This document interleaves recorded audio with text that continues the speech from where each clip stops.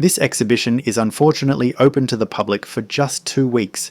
Artist Anchana Nangkala, currently a professor in the Faculty of Fine and Applied Arts at Prince of Songkla University in Pattani, southern Thailand, has been interested in the works of Claude Monet, one of the original impressionist painters, since she was at school.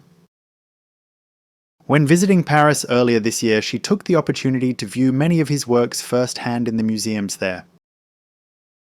So profound was the experience that on returning to Thailand, she set about creating a series of paintings based on what she had seen. Fast forward a few months and the result of her endeavour is now on display at River City Bangkok.